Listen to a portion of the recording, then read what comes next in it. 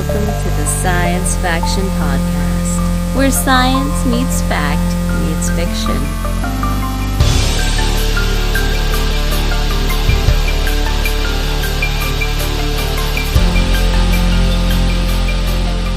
This is Science Faction for the week of December 1st, 2024. I'm one of your hosts, Steven Dominguez, and with me today on this fine Sunday morning, two hosts that, from me, get a reliable 8 out of 10. Hello, I'm Benjamin Daniel Wallace. Thanks, Devon Steve. Craft. Oh, average just went down. Yeah. How low can we go? Let's get there. How's it going, guys? I'll tell you, man. Did you survive Thanksgiving? I did. I'm here. I've been up since 5. What? Why? Well, okay, so y'all, shout out to my mom. She came up and visited on the train and stayed with us from Wednesday evening through Sunday morning. And so I popped her onto the train. It was a 6 a.m. train this morning. Wow. So, that meant I got up at 5, and then I was like, oh, okay, well, I guess now's a good time as any to go do our weekly grocery shopping. And like, this is just like, let's go. Wow. But yeah, we had a really great Thanksgiving. Had a lot of my in-laws in visiting. Nobody brought any drama, and I made an incredible bunch of salmon steaks for everybody, grilled them, and yeah, it was really nice. Wait, when you say grilled them where? On a grill. like a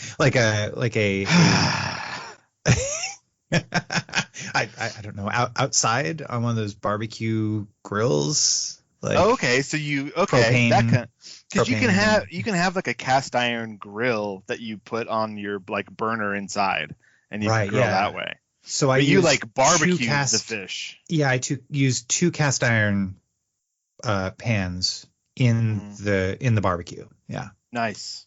All right. Yeah, it went great. It was delicious. I can't even. How about y'all? So we did in-laws, and we brought the mashed potatoes and the deviled eggs, the Satan huevos, and it was fine. There was minimal drama, as is per usual, and Cool. yeah. It was the turkey was delicious. My mother-in-law can cook a turkey. She would cook 2 turkeys. They were smaller, so it was appropriate. Were they? Was there anything different between the 2 turkeys, or were they clones? No, they were cloned. They were cloned turkeys. We all have some kind of RNA virus now, but that's fine. We're gonna skip over that. No, cloning safe and legal. This podcast brought to you by the future. No, they were good. My father-in-law bought a GT Mustang, electric Mustang, and he was so proud of it. And so I got a tour of that. I didn't even know they made an electric Mustang. Yeah, it's called a Mach E, which everyone hates. It's funny. Well, not no. Yes, no. Yes, rise up. Nerds. No, so the Mustang Mach 1 is like from the 70s term for the super fancy big engine Mustang, which this is not. So they used that terminology and called it a Mach E for electric. And they first came out in like 2020, something like that. The design of them looked horrible. Everyone hated that they were called a Mustang. Like, why didn't Ford just call it their electric car or something? I think we actually did talk about it on the show. It's kind of ringing a bell. Yeah, we did. But this newer version, it's kind of redesigned a bit.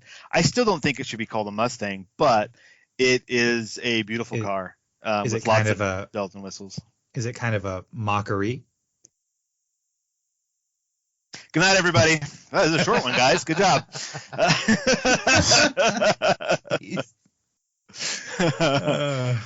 It was funny because like I've only been in a few electric vehicles now. I've been in the Tesla, a rented Tesla, thanks Devon, and now I've been in this thing. Not rented. Yeah, it's a rental, right? That's what they're called. Yes. Yeah. When you travel somewhere and you get a rental car, Why did that yeah, the sound one I had weird? was a rental. Yeah. Why did that sound weird when I said it? Yeah, exactly. I mean, you're until you get a new soundboard, Steven. I glitched out. Sorry, guys. Yeah. So it has a lot of the same bells and whistles, which is nice. Except that it has an additional screen where the dash pods usually are, right? Like your speedometer and things like that. And then the giant screen in the middle. A lot of fancy stuff. You got the cameras all around and auto drive and all kinds of stuff. So, anyways, it was pretty neat. I guess that was the highlight. The turkey and the Mustang. Right on. Yeah. What about you, Devon? How was your day of giving thanks? Well, we had a friend come visit, Kate. She lives in Portland, so she actually was here for a while. She came last Sunday and she just left this morning, so she was here for like a week. Wow. And she plays pickleball, and Jen's sister and her boyfriend play pickleball. So Jen and I finally got out there with them to play pickleball. We played it twice this week, and it was a lot of fun. So what nice. Is pickleball? I've only seen old people with shirts on that say pickleball. I play it. Yeah, it's like a much smaller tennis court. So you don't have to like move as much as if you were playing tennis. The paddles are a lot smaller. You don't play with a racket. You play with an actual paddle. So it's like there's no netting to it. It's just a complete surface. And then the ball is plastic with holes in it, so it doesn't travel as fast. So it's like a somewhat slower version of tennis. I mean, it still can be pretty, intense. You got to like jump and run around really fast to get to the ball. So you still, you get a good sweat and things, but it is a lot less intense as tennis. So that's kind of where its popularity lies, I think, is it's more of it's accessible to more people, so more people can play it than like tennis. The last time I played racquetball, Devon, I played with you. Have you been playing racquetball and keeping that up? No, I haven't, but I feel like I caught on to pickleball pretty quick because of playing racquetball. The only problem is not hitting it as hard because you don't, there's a boundary. So if you hit it too hard and you hit it to where it goes out of bounds on the other teams behind them, then they can just let it go and, get a point. So with racquetball, you're basically always hitting it as hard as you can because there's no chance of over hitting it. So with pickleball, that's not the case. So you have to have some finesse and know when to hit it hard and when to not hit it hard and things like that. So that was mostly for me, that was working on not hitting it too hard. Yeah. All right. It was fun. I definitely would play it again. Sweet. That's how many pickles out of 10 would you give it? 8. Oh, okay. Wow. Solid. 8 out of 10 pickles. Why is it called pickleball? Any idea there? I don't know. I'd have to look up the history or something. I have no idea. And we are not doing it on this show. Nope. Steven. Not doing that. Get your hands off that keyboard. Let's move right along. Oh, man. What hey, else? Devon, I know you didn't like Beetlejuice, but I saw it. It's not that I didn't like it. I just thought there were a lot of problems with it.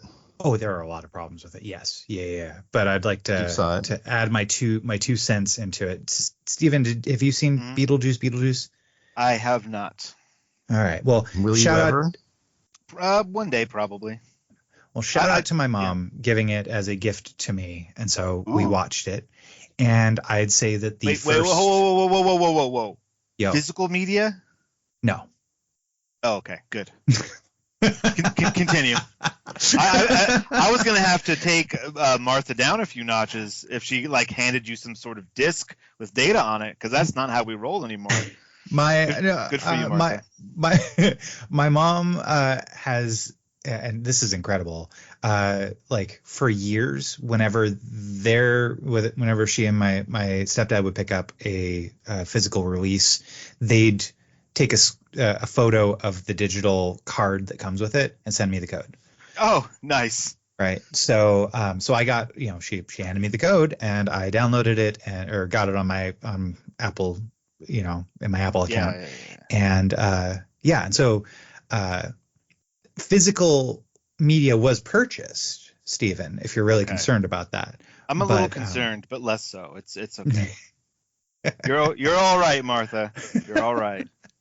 So I'd say that the first we paused it to get some snacks about like 30 minutes into it. And I'm like, I gotta tell you, Mom, this movie's a little rough. Like this is a little cringe, and it's going way too hard into cringe territory. But the rest of the film after that point really hit the sweet spot. And so I'd say stick with it. It's intended to be cringe and hard to watch. So lean into it, you say? Yeah. Well, Justin Theroux love him. He's the worst in that. Yeah. Yeah, he's the worst in it. But I love him as an actor. Like when he was in like The Leftovers, he's just incredible. But like in this film, he is just like he's a hated character. He's meant to be a hated character. It's but like it's just like he oozes grossness in every scene. So Devon, when you say he's the worst, is it bad acting or the character was not a good character? Well, yeah, you're supposed to not like the character. He's clearly someone who is supposed to be like the audience is supposed to hate and want them to get their comeuppance, but not that he's the antagonist. Like he doesn't do anything like super bad plot wise, other than he's just. I don't remember it too much. I mean, he asks her. I don't know. Maybe he does more than I remember. But yeah, I feel like though maybe at Lydia's father's who was a little bit more interesting could have played that role in a way that still be unlikable, but bring something else to it, because he's just unlikable and not interesting. At Lydia's father's funeral. Spoiler alert, he asks Lydia to marry him in front of a bunch of... but I'm saying that's not... he did a terrible thing to do and very cringe, but he's not like the antagonist of the movie causing, that's the thing. There's 10 different plot lines, so I guess for his plot line, he is the antagonist of that plot line, but he's not the main driving force behind the movie. The story behind it is that both the mom Lydia and her daughter Astrid are both in situations where they're being manipulated by men that they're in relationships with, and so like the villain of this is the capacity to go with your heart instead of your head, and to be led into a situation that ultimately is men taking things that they shouldn't be, and taking the power away from women. And that was an incredible like bow at the end when these two storylines, one which is artless in terms of Justin Theroux's character Rory and his manipulation of Lydia, and artful, which is the relationship that's budding between Astrid and this other fellow that, spoiler alert, becomes exceptionally toxic. But wow. What's wild is that like. And how does Beetlejuice fit into this? How does Beetlejuice fit into this? he is used as a device, like as much as he's trying to use everybody around to get what he wants, which is back into the world of the living, just like in the first one. They're using him to get what they want too. And so I'd say I give it like a 6 to 7 out of 10 on it, because the first like half hour kind of felt like the first episode of Agatha all along, where it's just like, what the hell is this? This like isn't set up and remember and all that. Yeah, kind of but also like not a fun episode to watch until you see it in context of the entire rest of it. Like I imagine that I'll really enjoy a rewatch of Beetlejuice a lot more than the first time I watched it. So it's interesting the way movies have changed in an era where rewatching is commonplace. Oh yeah, yeah, it's an easy thing to do. Yeah, you don't need to hop back into another theater. Right, like 70s and movies from 70s and 80s, they probably anticipate you watch this thing once, maybe twice in the theater. Like there was no, oh, this is going to be overanalyzed frame by frame by nerds on the internet, and we need to make sure that this plays well on a big screen and on a small screen, and there's just things change. It's just very interesting. Yeah, but anyway. I'd say see it, especially if you like the first one. I think that the production design in it and all of the cameos from Willem Dafoe and Danny DeVito are absolutely stellar. Wow. Okay. Yeah, I mean, if I ever watch this, which one day I probably will, I'll need to rewatch the first one because it's been so long, and it's one of them cult classics now. So I'll have to have a full day of Beetlejuice, Beetlejuice. Oh no, that's why they named it this. Oh boy, right on. Oh, okay. Well, since we're talking about movies, we went out and watched Moana 2 with family, with aunties, a lot of aunties. We had considered doing that with everybody, but just never happened. Yeah, it's interesting. It's an interesting movie. There were a lot of different reactions to it within the different age groups that went to see it. The youngest absolutely loved it. The oldest auntie was like, and everything in between. My initial reaction was like, oh, that was pretty good, but the movie suffered from setup for movies in the future. So as you're watching it, there's like a lot of little things pop up that aren't really resolved, but don't really matter to the story. So you can for kids, they would just kind of like, oh, whatever. But for adults that know about the movie industry, it's like, oh, I see what they did here.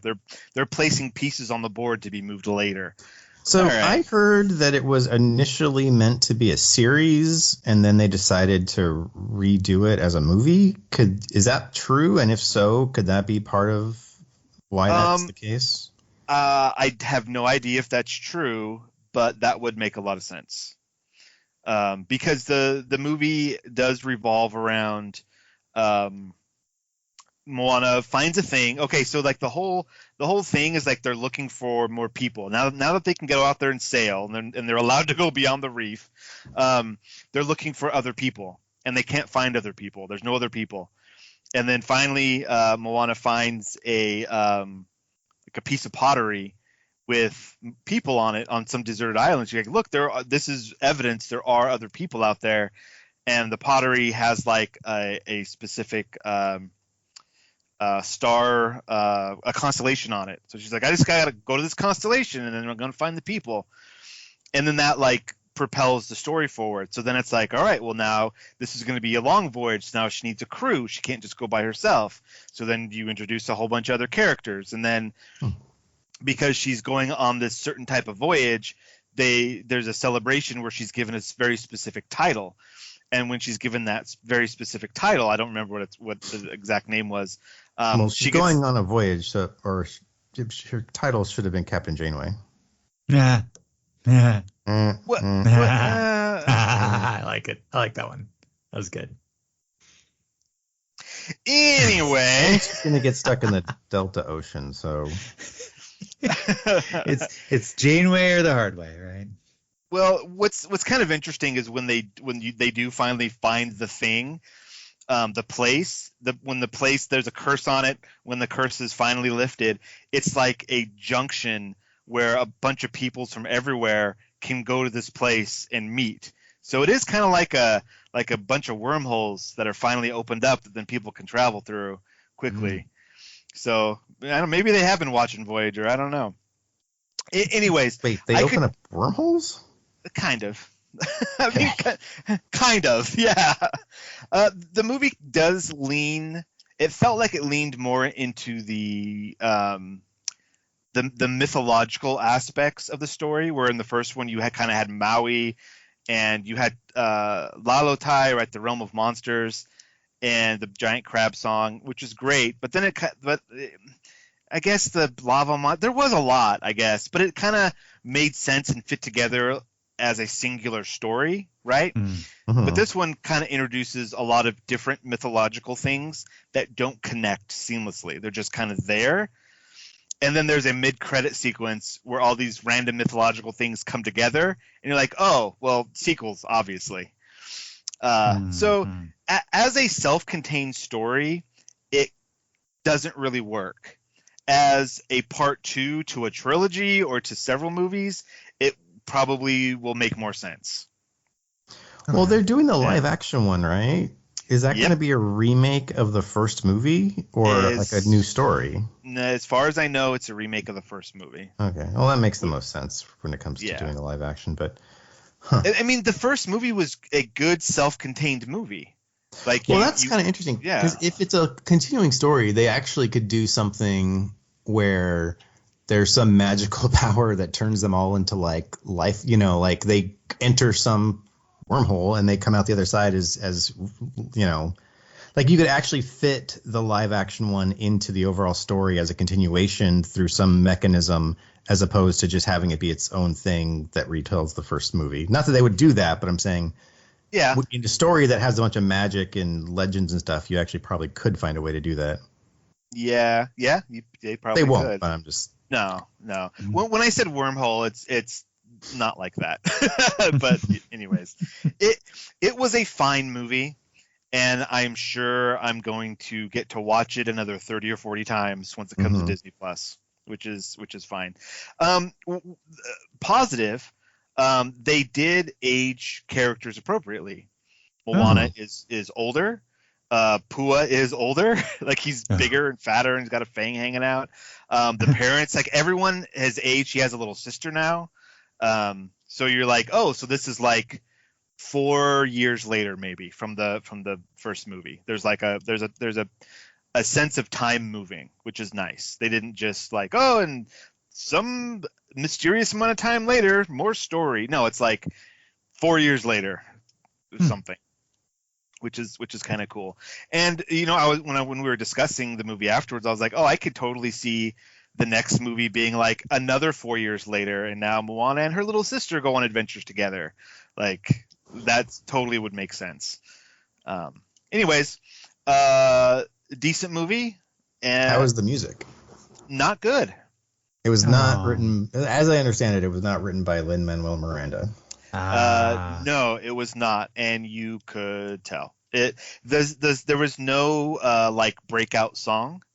The one that pops back into my mind was kind of a play off of one of the songs from the first movie, where they you could tell that they used some of the same themes within the song. And that was about it. Maui got his own song. Don't really remember it. This other demigod thing had their own song. I don't remember that either. There were several tracks reused from the first movie the movie starts with the same music, which is sounds like not chanting. It's like traditional music, right? With voices and stuff. And the movie starts the exact same way with the same song. And that was the first sign of uh-oh. They didn't come up with something different. Ooh. Yeah. So music wise, that was, for me, that was a miss. The kids didn't say anything about it though, so I don't think they noticed that at all. They didn't say this is derivative. they should have. Anyways, so that's that. That's Moana 2. I complain a lot But it was a decent movie. Still well animated. The story was serviceable, wasn't bad. There were no like big plot holes. It's just, as a seasoned moviegoer, you can see one, the cracks, and two, the setup for sequels. Which the first movie had none of. It was such a solid standalone movie. Yeah, kind of like Frozen, right? The first one was like, this is good. It's got all the things, and the second one, you're like, oh, they're setting up for sequels. So, that's kind of what I was thinking actually when I heard they were coming out with another one. I'm like, Frozen, the first movie made sense, and then the second one, I barely remember, but I remember just being like, what is this? Like, what story are they telling? It's just like a bunch of I don't know. It just seemed like a very unfocused and just weird. And I kind of felt like, well, I feel like that's what's going to happen with Moana. Like, there's no, I don't know. I can't tell for sure. I'm sure I'll see it too, but. Yeah, and we actually just watched the first one the other night, so kind of in preparation to possibly going to see the second one. So I do have the first one fresh in my mind. Mm-hmm. Yeah, it's, and like I said, not a bad movie. It's just not as good as the first one. And you saying like if they took like a series idea and then use it as inspiration for this movie, I could totally see a series working with Moana, getting a crew together and going on adventures with some like end goal in mind. And then taking that idea and paring it down and putting it into this movie. Totally makes sense. I liked her interaction with the crew that she puts together, even though one of them seemed to have had no point. And you'll know who that is when the time comes. Anyways, let's move along. Let's talk a little future or now. Now. Ben, you talk. All right, I'm gonna file this one under right now in the 1960s, y'all. Boy, I'm gonna spoil an episode of Twilight Zone for y'all. Oh no! An episode that aired March 4th, 1960, called "The Monsters Are Due on Maple Street." Now I know that I sent a little thing in our Discord to everybody going, you gotta watch this. Did you guys watch it? No. What's Discord? I didn't get a chance. No. Devon, you're one of our patrons. Well, so I have issues with Discord, so I don't use it that much anyway. Okay. Gotcha. I have like 2 or 3 different logins, and I don't know which is which. And so I'm logged in on one of my computers to where I can access our Discord, and I think the Discord we used to use when we were like playing games. I don't know which one that is, and so I'm not logged in on my phone, which I think if I was logged in on my phone, then I would see updates from Discord when it was being used, but I don't, so I never know when something's happening on Discord. All right, well, anyhow, I definitely recommend The Monsters Are Due on Maple Street, which is the first season, like episode 22 of The Twilight Zone. You can catch it on Paramount Plus or probably on a few other services. This is a story about a peaceful suburban street where they hear a loud noise in the middle of a late afternoon, and they see a bright flash, and they suspect that, like everybody on the street suspects, that it was like a meteor that lands. And so but what they find is that all of the electrical devices on the street just go dead. And they're like, oh, that's really weird. They can't start their cars also. And it's like, well, what could have caused all that? And so there's this little boy that goes like, well, hey, I heard like that this is one of those things I saw in one of my science fiction stories of a prelude to an alien invasion. And this actually stokes a lot of fears, and people are kind of pointing at each other, especially when certain people's power comes back on for a couple minutes, or one person gets into his car, tries to start it, gets out of the car, and the car starts. And everybody's like, hey, what's up with that?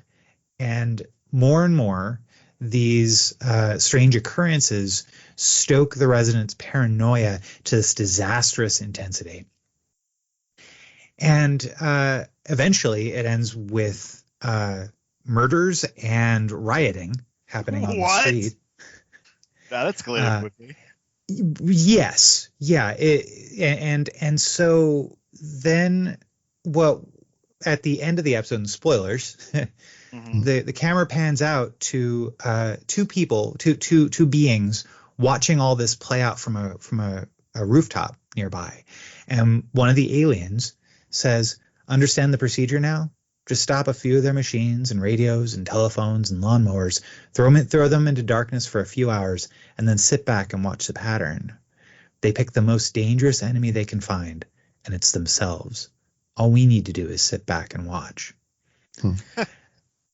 Wow. This world is full of Maple Streets, and we'll go from one to the other and let them destroy themselves. So the narrator then closes it out by saying the tools of conquest do not necessarily come with bombs and explosions and fallout. There are weapons that are simply thoughts, attitudes, prejudices to be found only in the minds of men.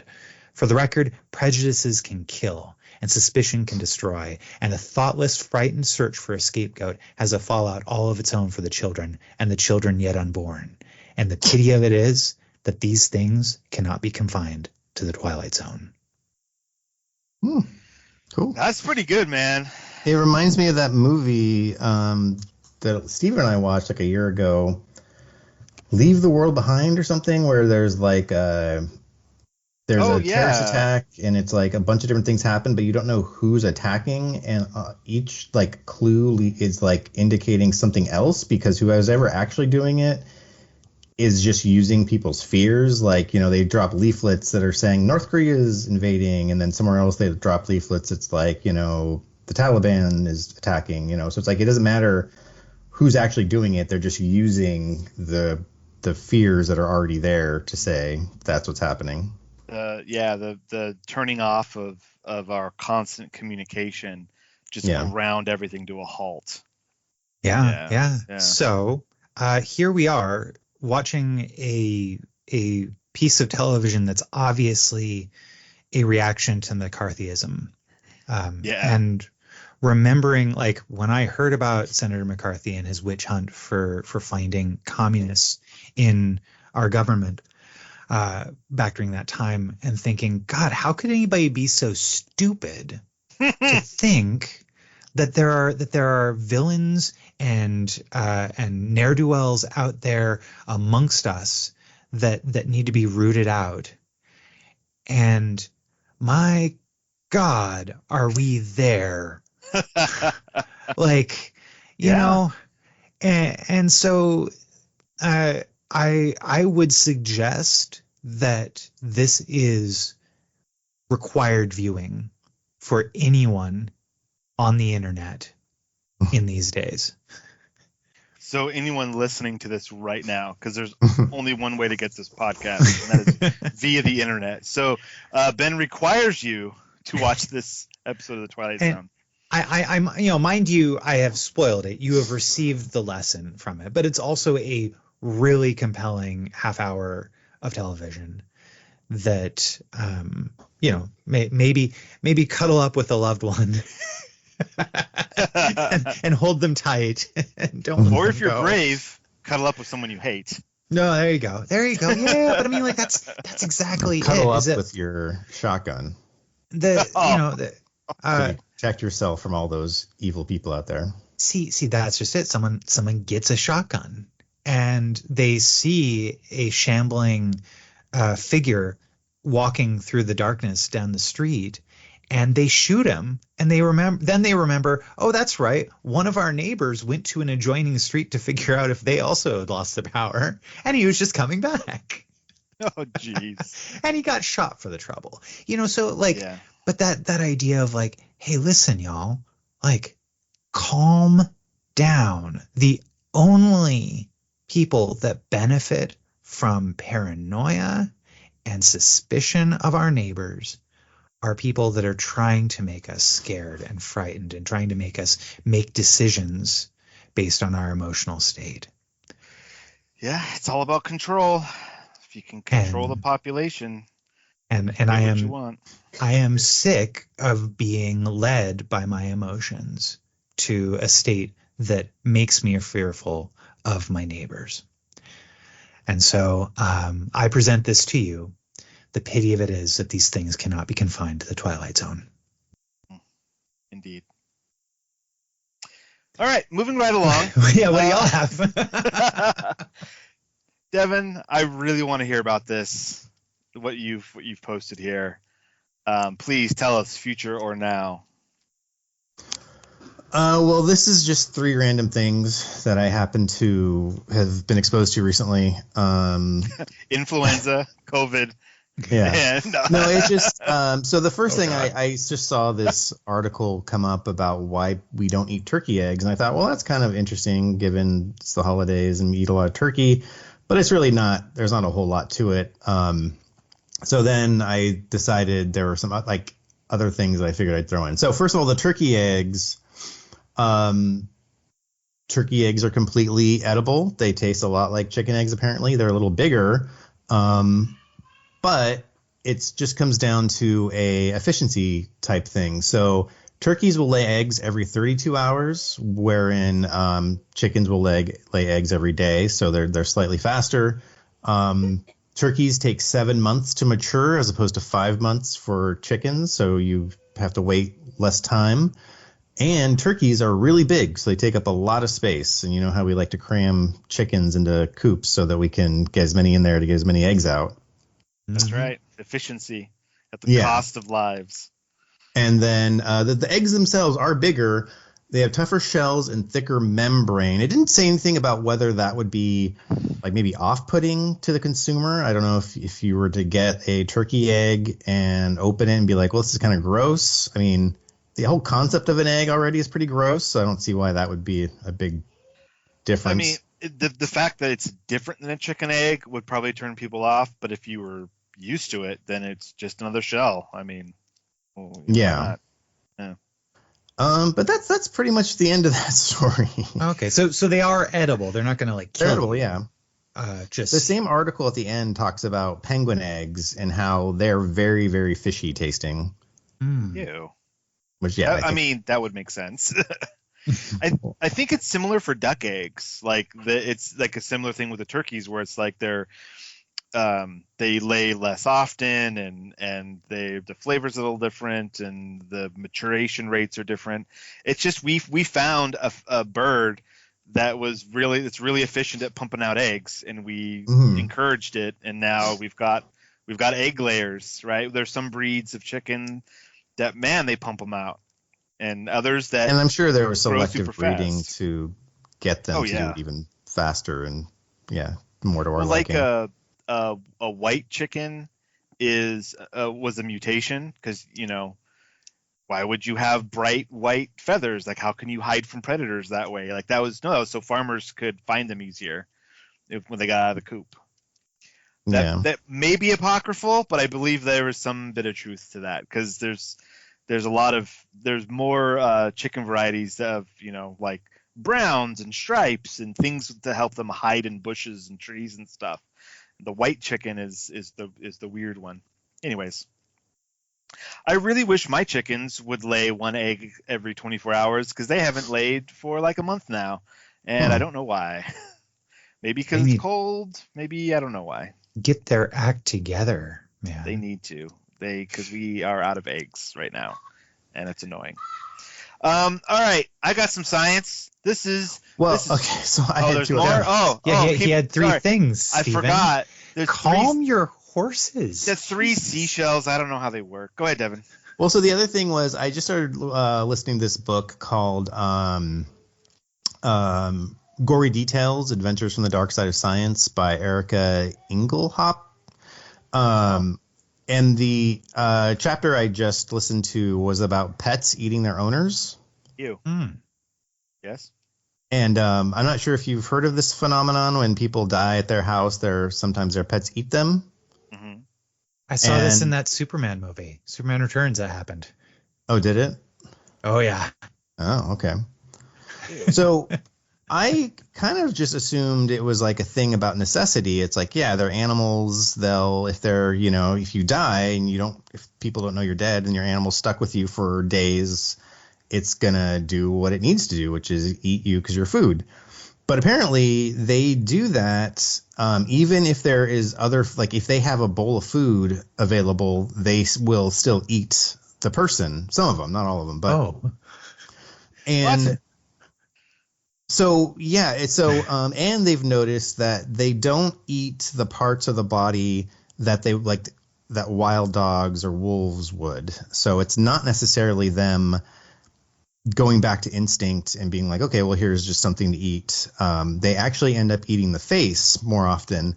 And so the theory is, and it's pretty sad, is that what they actually do is they're trying to get a response from the human who they're sad is now not moving, and they lick and they eventually like bite to try to get their attention. And once they're biting on them, then they realize it can be eaten and then start eating them. But it starts off as an attempt to revive the human, which is pretty sad. Why did you make me feel things today, Devon? I didn't want to. I don't know. I thought it was things. an interesting theory because I had never thought of that theory. And it's the opposite of what we think. And it's not necessarily verified. It's a theory that fits the information, but we can't ever, it's not really a test you'd want to run. So I'm not sure how we would ever confirm that, but that's one of the theories. So yeah. So if your dog eats you, and it's mostly dogs, it's rarely cats, but cats do it sometimes. So if your dog eats you after you die, it's actually not being mean. It's actually just trying to wake you companion. up. It's in Beetlejuice. In the waiting room, one of the characters is this lady who still has the dogs attached to her that were eating. Oh, I didn't remember. That's dark. Yes. It was actually one of my favorite parts was all the different people in the afterlife waiting room and seeing like, oh, how did they go? Wow. Yeah. All right. And then that's the thing is I thought those two things were really short, and I thought two things in the rule of threes, and so I was trying to think of a third thing, and the only thing I could think of that it's not something necessarily new, but people say that the Higgs particle gives mass to other things, but it actually is only responsible for 1% of mass because it gives mass to fundamental particles. And the force-carrying particles, like gluons inside of a proton, actually have a lot more mass than the quarks, which the quarks get their mass from the Higgs field. So just a third random fact to round out the three. Thanks, Devon. Yeah. Sweet. Man. All right. Thank you, Devon, for the eggs, the eating, and the 1%. We are the 99% though. Yeah, eat the 1%. Yeah, that's what I got out of that. give them pets that will. Yeah, there you go. What was the thing I sent you guys about the Christmas Carol?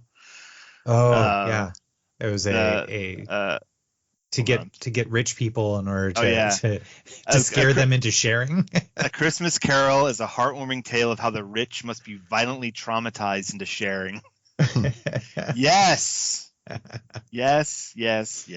right. I've got an article, so I'm gonna talk about it now. Calling this one "Get Over Here." Don't toasties me. This comes from Science Daily. It was published on November 27th of this year, and the title is "Nanorobot Hand Made of DNA Grabs Viruses for Diagnostics and Blocks Cell Entry." That's right, we're making nanorobot hands out of DNA. This is pretty neat. So a tiny four-fingered hand folded from a single piece of DNA can pick up the virus that causes COVID-19. Oh. It does that for a highly sensitive rapid detection and can even block viral particles from entering cells to infect them. So it's dubbed the NanoGripper.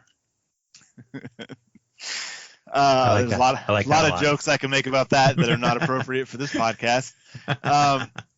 Dubbed the NanoGripper, the nanorobotic hand also could be programmed to interact with other viruses or to recognize cell surface markers for targeted drug delivery, such as for cancer treatment.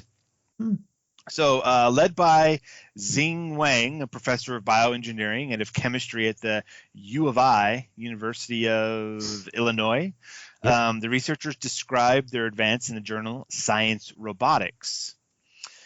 Let's see. So you're saying Xing Wang made the NanoGripper? That's right. Yeah, Yeah, that's good for him. Or her. Yeah, I was gonna say I don't see I don't know if that's a him or her. It could go either way.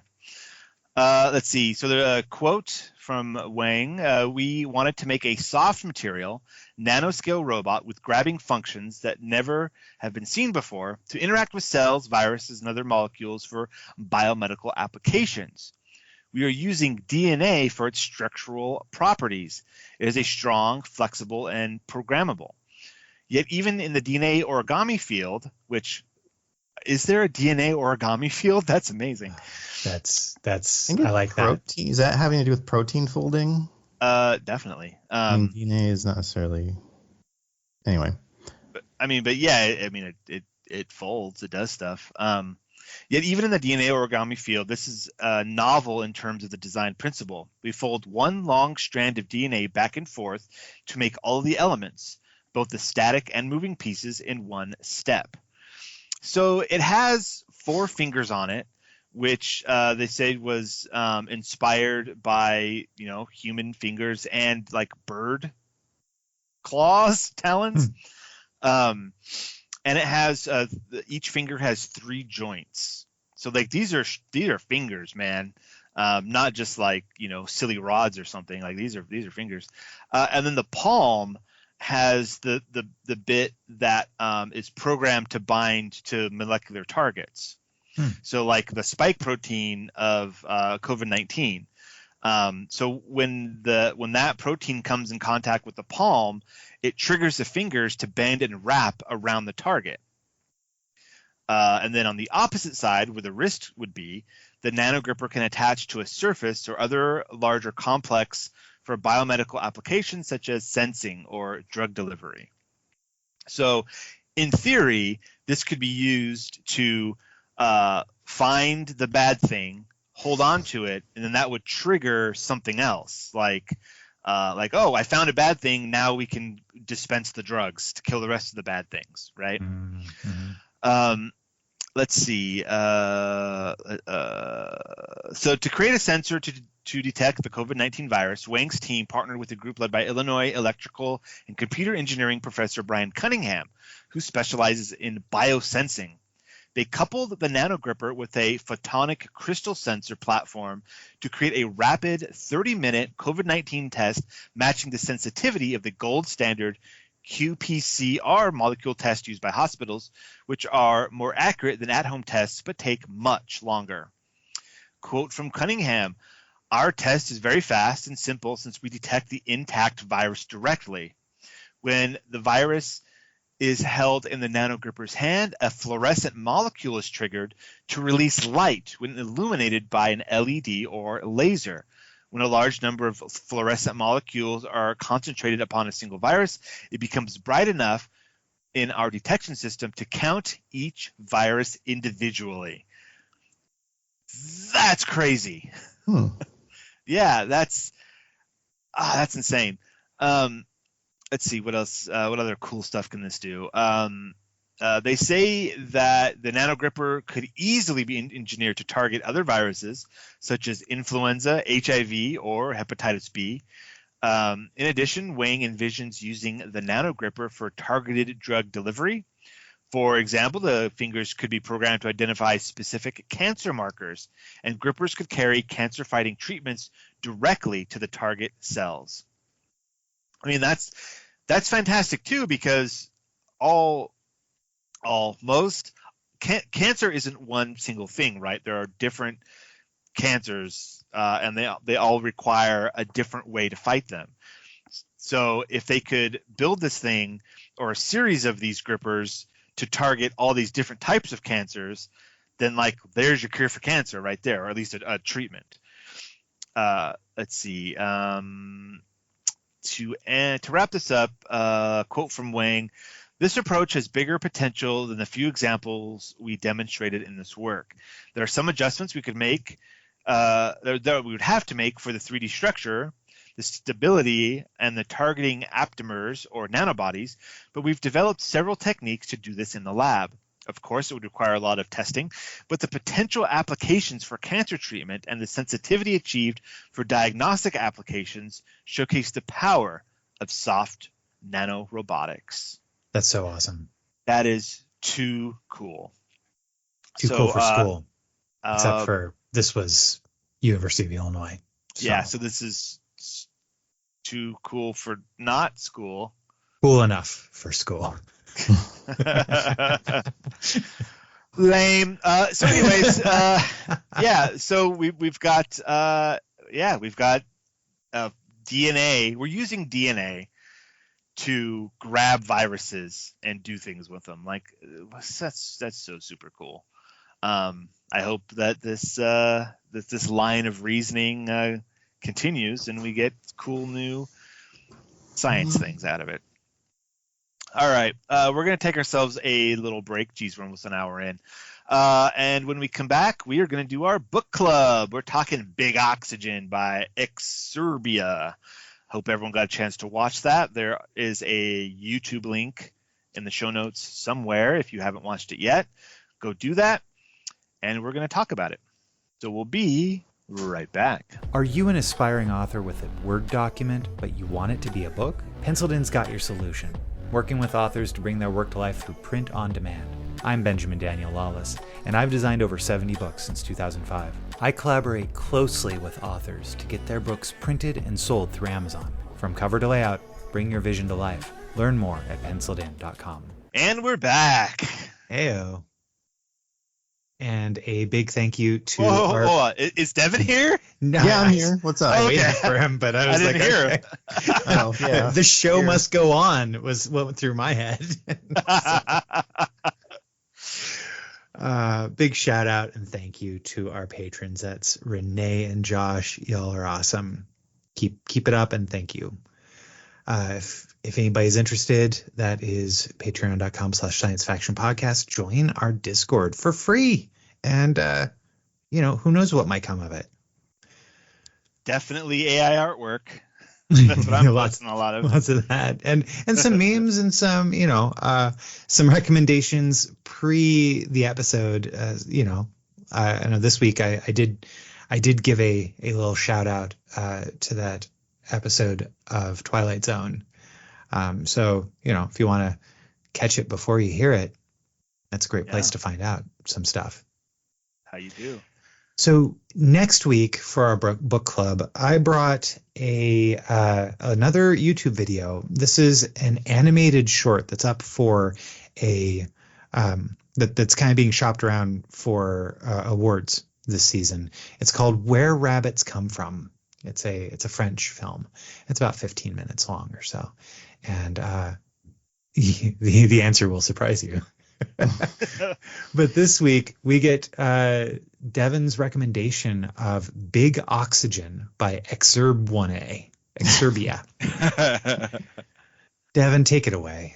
Oh, okay. All right. So it's a short story. It's animated. He usually does like more essay type things, so they're not necessarily short stories, but he does short stories, and this is a short story. So it's about a janitor on a spaceship. And he wakes up because there's an emergency alarm, I believe, something like that. And he gets up, and the people on the ship are going crazy. They've kind of fallen into groups, though, and it's like, well, the scientists are doing this, and these people are doing that, and these groups have like these weird ideas or ideologies that have come out of nowhere, seemingly, and they're doing weird things, like the the first group of people, who I guess they seem to be academics, are like questioning whether they're even on a spaceship and if the stars are real. And so one of them goes into the airlock and spaces himself, and the main character can see the body floating in space. But then the other people are like, well, maybe that's fake too. Maybe we should try it again and see if that's really what happens. You have to replicate your experiment. Exactly. Yeah. Yeah, obviously. And then there's like a group of people who are religious, and they think the main character is like their deity, and so he gives them just be good to each other, and people who misspeak are idiots, or use the wrong word. And so of course that later comes to be an issue when he uses tenant and tenet interchangeably, one being someone, you rent out your apartment to a tenant with an N, and a tenet without the N is a belief. So anyway, then they go after him. But what really happens, so he gets this message from someone on the radio who says they're the narrativist, and they give him instructions on how to get to the bridge. And so he gets there, and the plan is, well, we have an antidote we can release, because, well, he explains that prematurely there was a gas released into the ship, which wasn't supposed to be released into the ship at all. It was actually going to be used as a weapon against a colony that was rebelling against this empire that this ship is a part of. And the point of this gas is to delete everybody's ideology or their worldview. And then the narrativist, the person on this ship, is supposed to then give them all a worldview or a narrative for their life that will make them obey the empire. And he gives examples of what he's done before, is like make a whole colony believe in some, I forgot the example, but like give them these crazy beliefs, but it brings them in line. It's like, oh, well, we all worship this one thing, and we all make sure to, our worship of this thing keeps us in control because that's all we dedicate our lives to, type of thing. And so he tells the main characters, like, well, I need your help to release the antidote. And he releases it, but it's like, it's not actually the antidote. It's the same stuff again. And the narrativist wants to be exposed to it because the narrativist is raised to not have any belief whatsoever of their own, because in this position, it makes them better at their job to be able to give people beliefs. Well, but they study what? Not only raised, but they said genetically engineered to be unable to have beliefs. Yeah, and one line I really like to explain it is he says, blind people don't see black, they just don't see. I don't believe in nothing, I just don't believe. Right. That was a good line, yeah. Yeah, but he wants to believe. That's the thing. And part of the question perhaps of the video is, do we need belief to some extent? Because he wants to have the ability to believe, which is why he actually tricks the main character into releasing this gas so that he could be exposed to it. And then he kind of goes crazy, and that's where kind of the climax of it is, of them arguing and this guy kind of going crazy, questioning everything, and the main character being like, yes, there's objective reality. It's like, it's obvious. Just do this, just do that. No, No, you just believe there is objective reality. Instead, we should like, just no, I believe can test in it. else. Like, yeah. You believe you can test it. I believe you don't have to, yeah.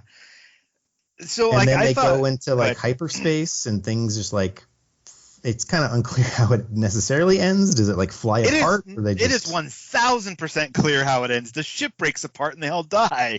Okay. Because you need it to fades have away. I mean, it shows it cracking up. So yeah, I guess. Yeah, like so what I got out of it is that if you only have belief and you ignore facts and reason, that will be the destruction of you. Like, yeah. You can't just believe that whatever you want. There are facts, and reason, and it's necessary for survival. If you abandon facts and reason, you abandon life itself. That's what I got out of it. No, that's true. Yeah, and I think, but with the narrativist wanting to be able to believe, is it a hollow existence to not believe anything? And so having a belief makes life worth living. I mean, I say that's a possible thing to discuss. I'm not sure. I don't agree with that. I think that's probably the flip of the belief, right? Yeah. Or the flip of the idea is that, you having some belief won't kill you. It's fine. It's fine to believe in things, but facts override that.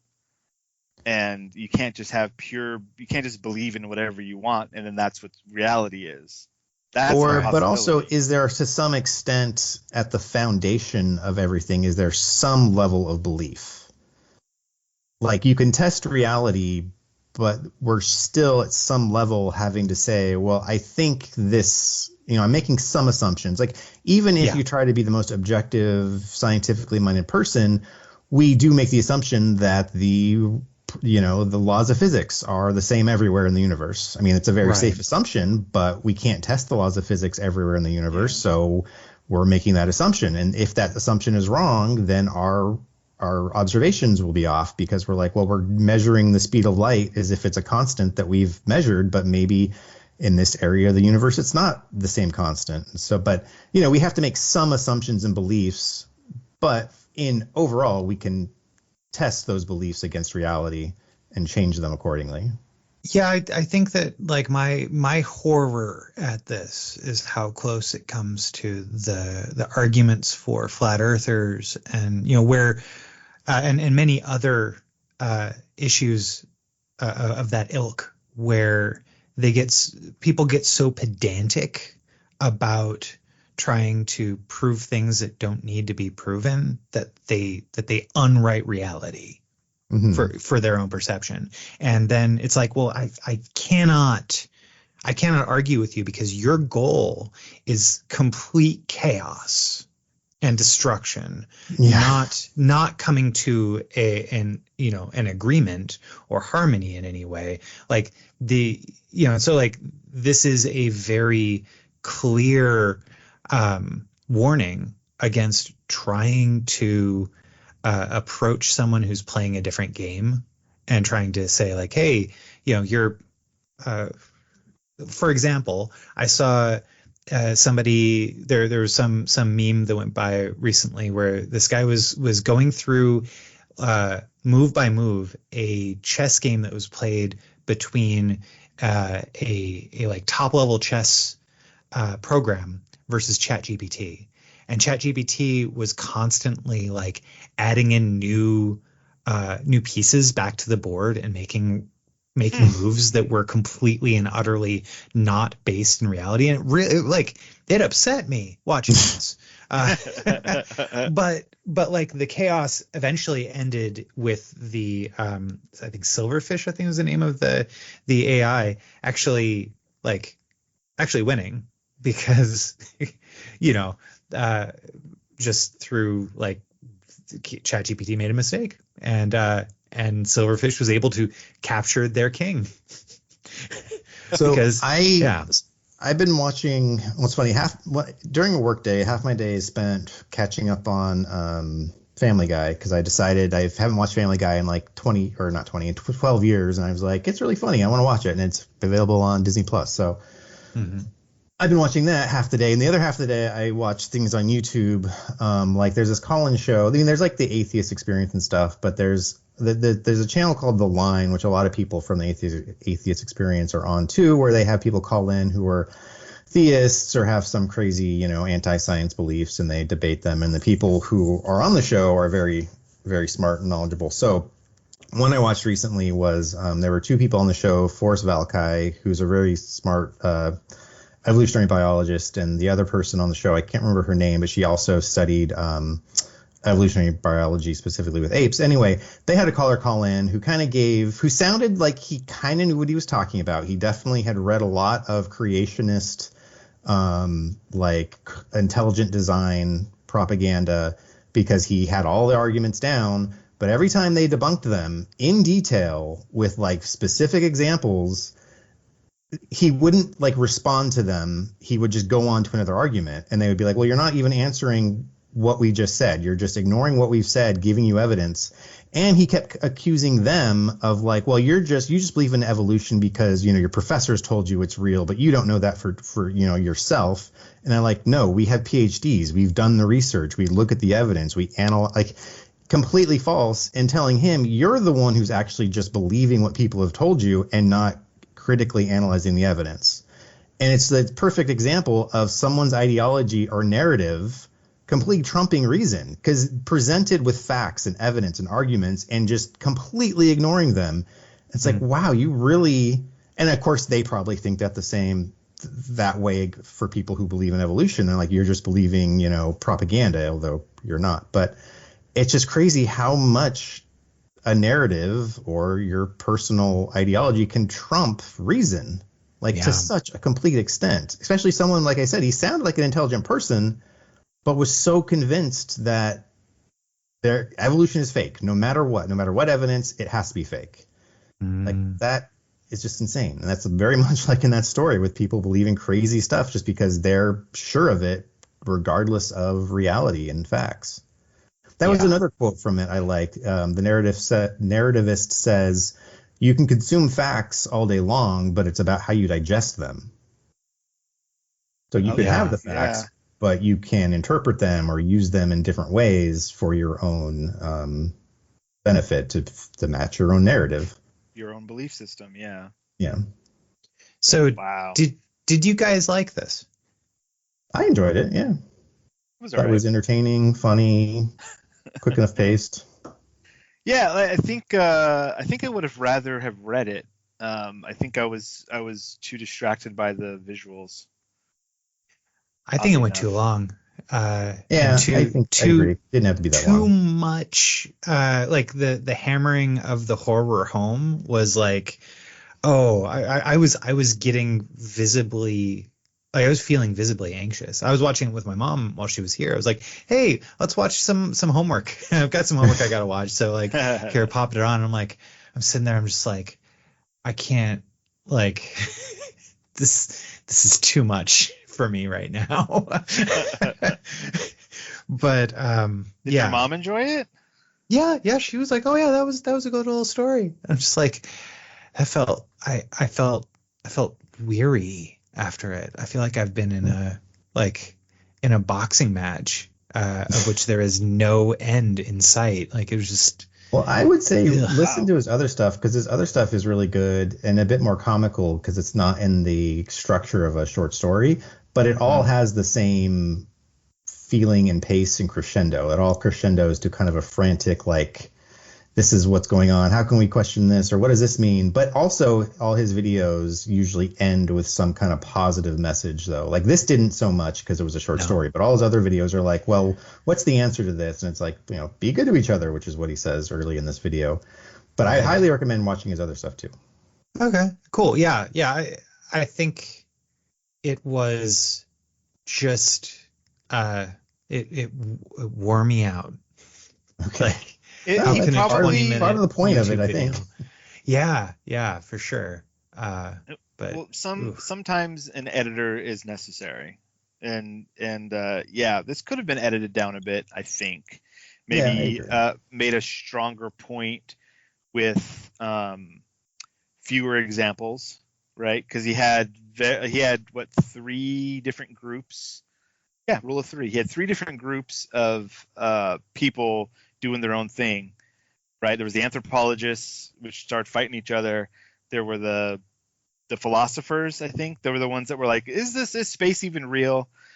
And then there were the religious ones that needed him to believe in. And if it had focused more on just one of those groups, and that, I think that would have shortened things up a bit and just given more explanation. But I mean, this is how he wanted to tell his story, so that's fine. Right.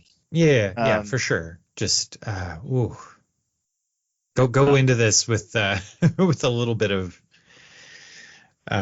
recognition that, like, the slog is real. I think that I was starting to get really challenged by it as he was walking through the narrativists' quarters. Yeah, I'm like, that was the whole interesting thing, because all the artwork and stuff was living, or not living, but animated and expressing a point in and of itself. Yeah, it didn't seem like I think I was on board up until that point, because everything prior to that was like, okay, I can see the like where the narrative is going with this. Like I can kind of understand it. And then it was like, oh no, this is just an entire universe inside of the narrativist's quarters. And I'm like, why is that important? Well, I think that was important because they had to understand where the narrativist was coming from, seeing as how they were this genetically engineered being with no belief. Like, how does that thing survive reality? Mm-hmm. And that's part of it was how their room was set up to like describe how they deal with things. It like that was that part of it. I got the feeling that Exurbia wanted to explore that part of this whole story more, but it needed the other bits to like work up to it. Mm-hmm. You know, like sometimes you start a story with like, oh, I want to talk about this conflict or this one idea, but it makes no sense on its own. You have to build up around it. And that's kind of what this felt like a little bit.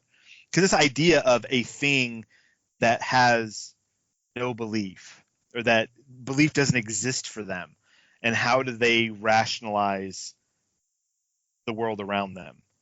Yeah. And it's an interesting concept and idea. And it you know, sometimes that works in essay form and sometimes it works in story form. I'm curious if he has a similar essay somewhere on his page exploring the same thing. Sure he does. In essay form and not in story form. Yeah. I like his stuff too. It's really thought provoking. He writes books. I've been thinking about ordering some of his books. Yeah, he's got a book of depressing poems, according to his the description on his. Are there any other kinds? Yeah. Yeah, there are. We read Shel Silverstein's poems to our kids all the time. He's the only poet that writes not depressing. Not depressing, yeah. And even some of his are funny. actually depressing. Some of them you're like, oh wow, he was not having a good day when he wrote that one. I was gonna say I've read the one with the tree in it, the Giving Tree. Oh, like yeah. that's I want to say it's the most depressing. But true. Yeah, that's why it's so depressing. Oh my gosh. Cool. Good. Right on. All right. Well, next week, y'all come join us for Where Rabbits Come From. I have not yet. I didn't pre-watch it, so I don't know. I'm jumping into it too, but it's from on Amaletto's YouTube channel, and they do incredible stuff. And reading the description of this, I'm like, ooh, this is good. This is gonna be fun. So we should. This is good, and I agree with this. However, I think we're stretching the definition of book club at this point. Well, okay. So yeah, no, I would like to get the way I take it is something that the three of us have all experienced in the week leading up to the episode. Like a book club would be, whether it's a YouTube video, a song, it could be any bit of media, even if we agree like, oh, we're going to watch the pilot of a new show. Just something that we agree upon. But if you'd like to keep it to the written word, I'm down for that. Or if you just want to retitle it. Yeah, that's what I did. Media I put quotes. Club? No, I just put quotes around book club. Oh. Okay, yeah. So whenever we talk about book club, we'll make sure to make the air quotes, and then everybody will know. Yep. That fixes it for me. Thanks, guys. So next week, Where Rabbits Come From, there will be a link in the show notes if you want to check that out to join kind of our conversation next week. Yeah, I think that's it, guys. I think we did it. Right on. Cool. Mission accomplished. Good job. Devon, any final thoughts? Nope. All right. Ben, any last words? Yo, you all hear about the massive sale at the Lego store? People were lining up for blocks. I had a hard time paying, though. The computers were bricked. Good night, everybody.